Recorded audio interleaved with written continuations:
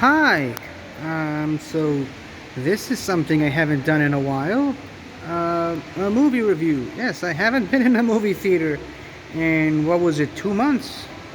To be fair, I wasn't really planning much on being in the theater. There wasn't anything interesting that I wanted to watch since Blue Beetle, I think.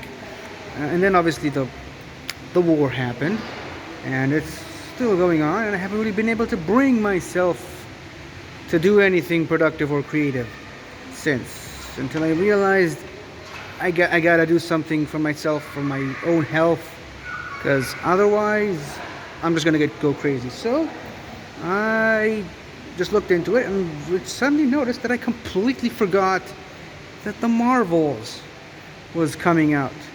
Technically, it came out about a week ago, so yeah, I missed the premiere, which I'm pretty sure this is the first time ever that I'm doing a review to a movie that a week after it came out. Usually I go there day of. So yeah, this is a first for me, but I mean, like I said, the war started and my work schedule just became a complete craze show. I'm not even sure that's a word, but yeah. So, the Marvels. I'm gonna be completely honest with you. I haven't watched any of the trailers, just because I had my period where I just wasn't doing trailer reactions anymore for reasons. Then obviously the war started, so my content on my channel became a bit iffy. But I think it's actually better this way. I have no idea what I'm going into. I have no idea what to expect from this movie. I just know Carol Danvers, played by Brie Larson, is back as Captain Marvel. There's, is it Maria Rambeau or Monica Rambeau? I don't remember. But she's the one from WandaVision. We saw her getting her powers. And you got Kamala Khan from the Miss Marvel TV show. And to be completely honest, I started watching the Miss Marvel show. And I started watching it before the war happened. I wasn't really into it. But I figured I might as well get back to it for the movie. And I still haven't finished the last 2 episodes. So I have no idea how that ends, but I know enough about Kamala Khan from the TV show to know some of her origins and how she got her powers. And Nick Fury is also there. I also watched the Secret Invasion show. It was okay. Yeah, so none of the Marvel Disney Plus shows have really caught my eye at all. Since, I don't know, I liked WandaVision and Falcon and Winter Soldier, and that's about it. Those were the only ones I was interested in. But I'm looking forward to having my opinions change, and yeah, hopefully this Marvel movie can deliver. I still love the first one. It's not great, but it's okay. It's good. So yeah, let's hope that Marvel can get back into my favorites. I have liked some of the more recent Marvel movies. Had a bit of a slump, not gonna lie, but let's just hope this is on a good one. So see you after I see it. Goodbye. So the Marvels. I just got out of the movie, and you know what? I really like it. I like it a lot. I like it. It's better than the first one. I'll say this. It's way better than the first one. And the first one was good. The first one's really, really good. I liked the first one. I really enjoyed it. This one's just better. And I don't know if it's a different director. I don't know if it's because of the state of the MCU right now. I don't know if it's because the last few of the MCU movies were disappointing. I don't know what it is. This movie's a lot of fun. And you know what? I think this is just a return to form for the MCU movies. They're fun again. They lost some of their fun element in the last couple of entries. Like, I mean, I had my issues with Black Panther, Wakanda Forever. I'm not going to get into that right now. Ant-Man and the Wasp: Quantumania was really good, but a little bit forgettable, kind of. The Inhumans, well, Inhumans was, we don't talk about that, but I mean, the Eternals, terrible, absolute garbage. What else? And some of the other ones I don't even remember much. But yeah, so the last great one was Shang-Chi, and I still stand by that. The last great MCU movie, still to this day, was Shang-Chi and the Legend of Ten Rings, which I believe came out after Spider-Man No Way Home, so that still technically counts as being the last, but this one's really good. This one's the best MCU movie since Shang-Chi and the Legend of the Ten Rings. I'll say this. And a lot of it goes to these three lovely ladies. Carol Danvers, she's improved. Sorry. Let me get my words straight. She improved tremendously from the first one. The first one, she was good, but this one, she's great. She's funny. She's amazing. And I know the name now. It's Monica Rambeau this time around. And she's really good. She really has stepped it up also from WandaVision. And, well, Iman Vellani as Kamala Khan, I mean, she's still basically the same as she was in the Miss Marvel show. But, I mean, that's not a bad thing. But also, it stands to reason. It hasn't been that long since that show for her as it has been from the last time we saw Monica Rambeau or Carol Danvers on screen. So it wasn't really that much time for improvement, but she's still really good.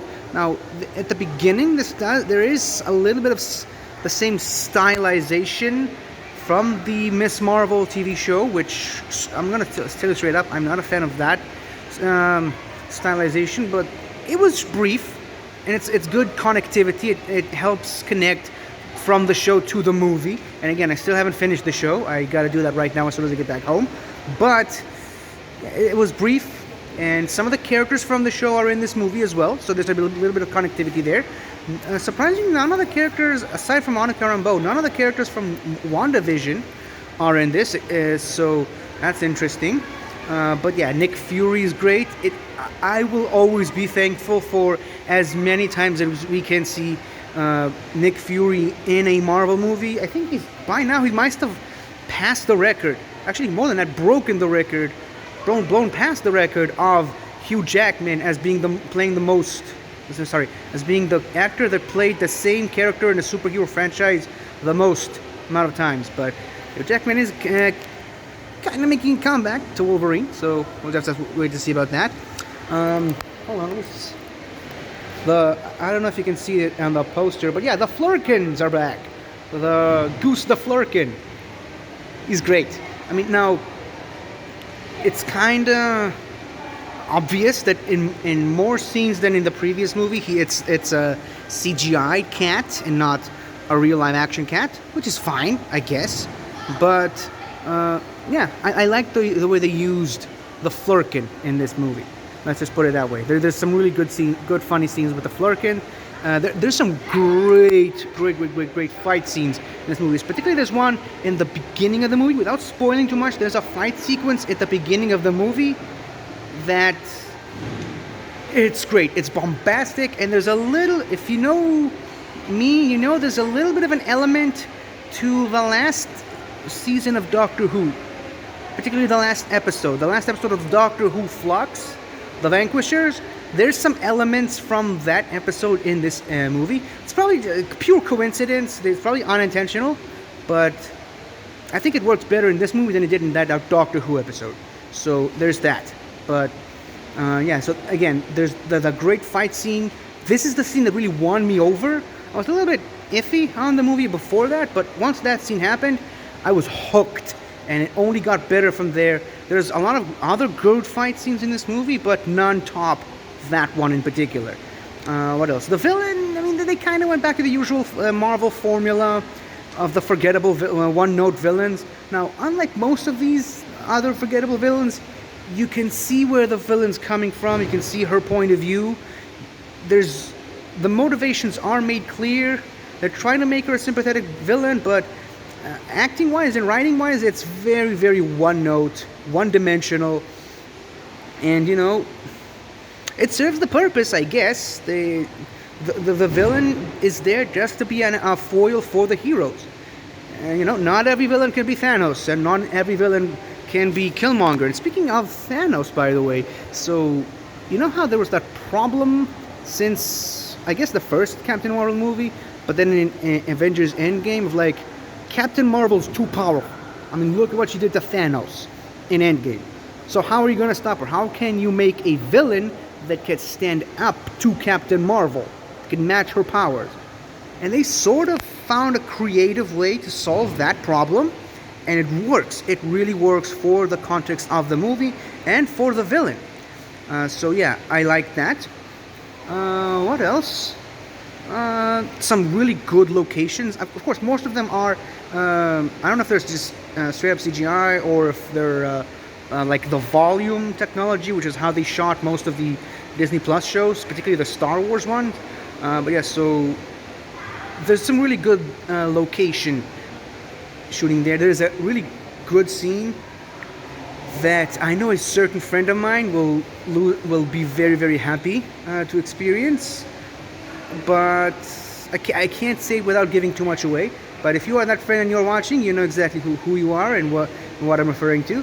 But yeah, really good movie, nice visuals, really great location, great, amazing fight scenes, lots and lots of comedy, great acting. The chemistry between the three the three Marvels, I should say, is on point. They work really, really well together. They set up a lot of interesting things for the future of the franchise. And speaking of which, there is a mid-credit scene. Now, there isn't a post-credit scene, like after the big, long scroll at the end. There isn't one. You know how in Avengers Endgame, it sort of ends with a background noise of the pounding of the hammer from when Tony Stark built his arc reactor chest thing all the way back in the first Iron Man movie. There's something similar to that with a background sound effect over the Marvel Studios logo at the very end of the movie. I wouldn't say that's a must watch, but I still waited all the way to the end to watch that. But there's a mid-credit scene, like after the big artwork, visual effects thing, before the black screen with the words scrolling. There is a mid-credit scene. Oh my goodness, this is perhaps the most mind-boggling, mind-blowing mid-credit scene or post-credit scene since the first Iron Man. It's like, what the hell? This one is a must-watch. Everyone left the theater by the time that happened, which sucks for them, but great for me because I got to enjoy it and I get to scream, "What the hell?" all alone in the theater, and I loved it. So yeah, do not under any circumstances leave the movie theater until you watch that mid-credit scene. It's important for the future of the MCU. And yeah, the MCU is getting their stuff together, like I said they should several movies ago. So yeah, great. I love this movie. I highly recommend it, and it's definitely a movie I would be very happy to see again. So that's it for now, and hope to see you all in the next movie, which will either be Dune Part 2, if it hasn't already come out yet, or Wonka, or Aquaman The Lost Kingdom. I think those are the last 3 movies I'm interested in for this year. But yeah, until then, everybody, higher, further, faster.